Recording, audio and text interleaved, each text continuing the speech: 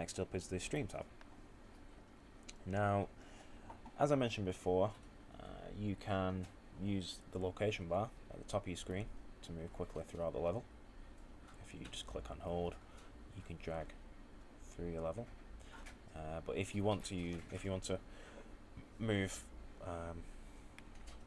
not as quick, you want to move minute distances, then you can use the arrow keys, the left and right arrow keys on your keyboard.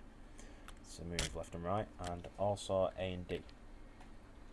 You can use A and D to move backwards and forwards.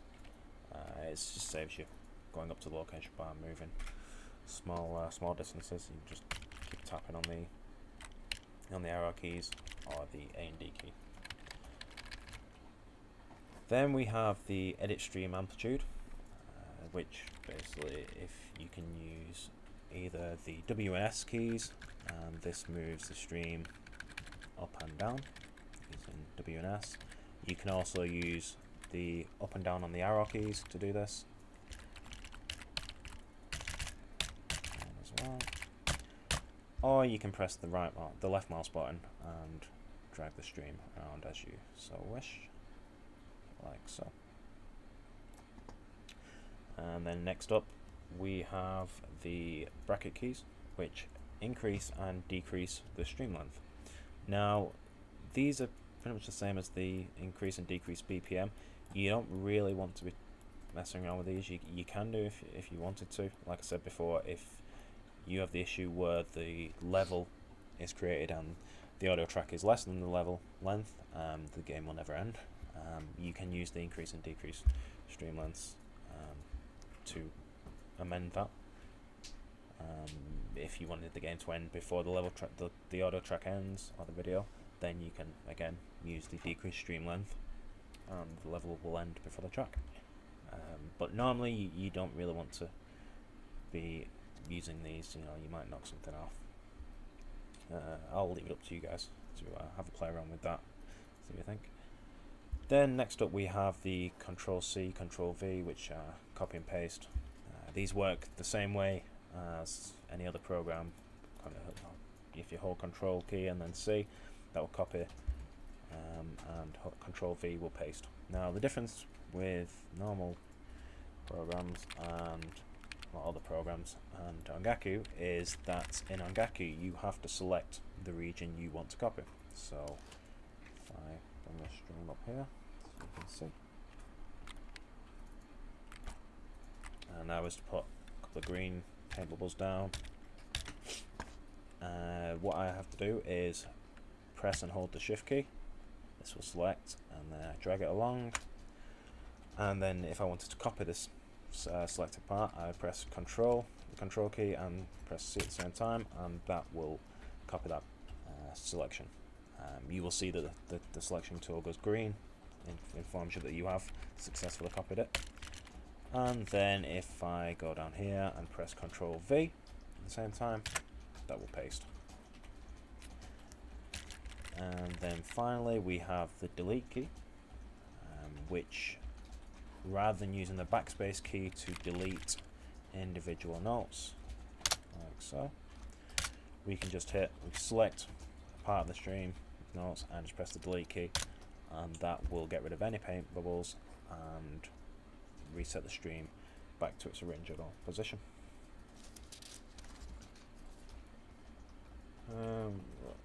So that's pretty much the stream tab down. And the last one is the tweak tab. Now this has all the function keys within it. We have tied a lot of the options to the function keys. Basically they will be located at the top of your keyboard.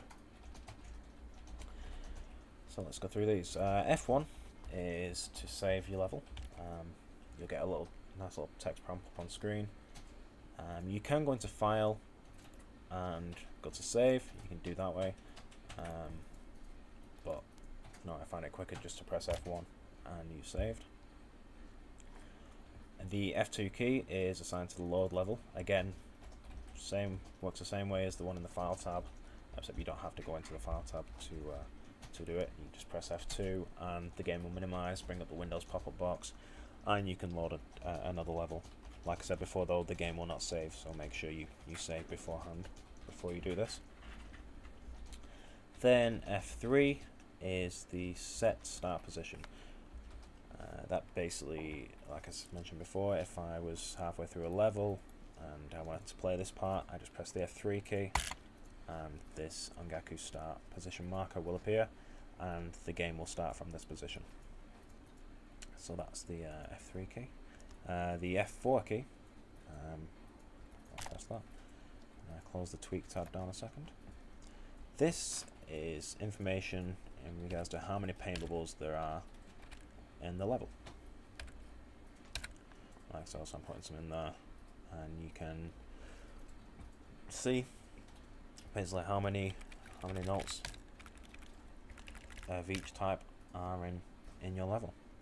This is great if you're doing a level and you have a quick look and you've got too many greens in. You're like, okay, I need to put some reds in there for variation. It's just a nice little tool to keep track of what type of paint bubbles you have in your level. Close that down. Bring the tweak tab back up.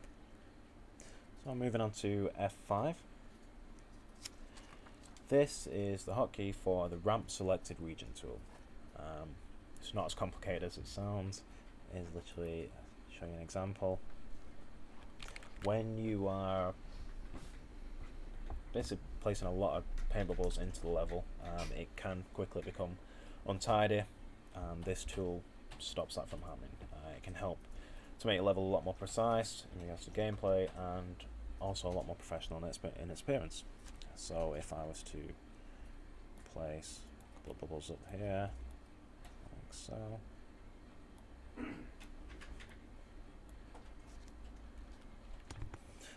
and then this is okay. It looks a bit untidy. Just drag one down here a bit. The ramp selected tool, basically if I hold shift and drag like that and then press F5, this straightens out the stream, from point A to point B. If I do it again there, like so, and again like so.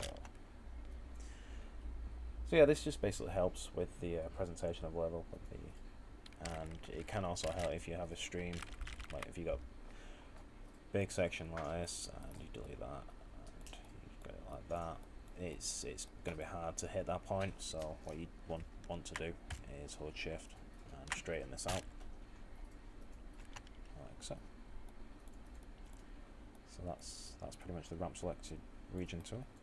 So if I straighten this stream out again, I can move on to the next section, which is F6, and that is the curve selected region between start and end points. So if I put a couple of notes in here, like so, and I hold the shift key down, select this region, and then press F6 and hold F6 down, I can then curve the stream to however I want. This can be as big or small as you want. You can do this with the whole level if you so wish. You don't have to have notes in there, paint bubbles in there to curve it. You can do it just like that. Or if you wanted to, you could have paint bubbles in there. That's not a problem. So yeah, that's the curve selected region tool. And then tab. And then we've got the F7 key, which is double curve the selected region. So if I close this down again and I press F7, what this does is similar thing, except it puts a pivot point within the beginning and the end of the selection tool and curves on either side of that. So this is really cool if you get a big section and you press F7, you get some really nice curvature going on there. Again, you don't have to have notes in here to curve it. So yeah, that's pretty much that one. Then moving on to the F8 key. What this does is flatten the highlighted area of the stream. So if I straighten this out, demonstrate, and then deselect this for a second. Place a couple of notes in here, and move the stream like so. What I can do is select this region by holding the shift down and dragging, and then I press F8, and that will reset the stream. So it's quite a handy tool if you're first planning your bubble patterns out. You can quickly reset the stream if you make a mistake or you don't like how it looks. You don't have to delete your paint bubble patterns for this. So yeah, that's kind of cool. And then finally, we have the F9 key, and this is the flip selected region tool. So again, if I just deselect this, and just a quick example, just drag these notes up here like so.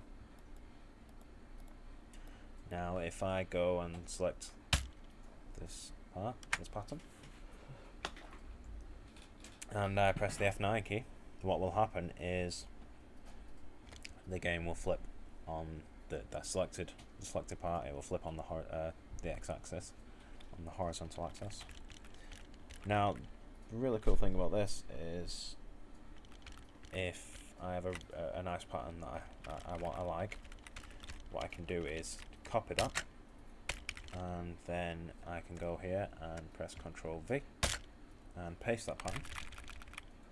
But then if I select the part I've just pasted and press the F9 key, I can mimic what I have before.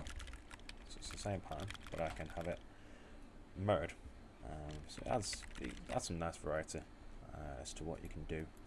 I mean, there are many other ways, which I'm sure you guys will pick up on once you start playing with this editor. But that's just one of the cool things you can do with it. So yeah, that's pretty much the function keys, all the functionality of the editor there. So that's the editor tabs explained. Cool. So next up, I'll be showing you how to create a level from scratch, and using some of the functionality that I've shown you in these last couple of videos, and we'll create a level and see how it goes.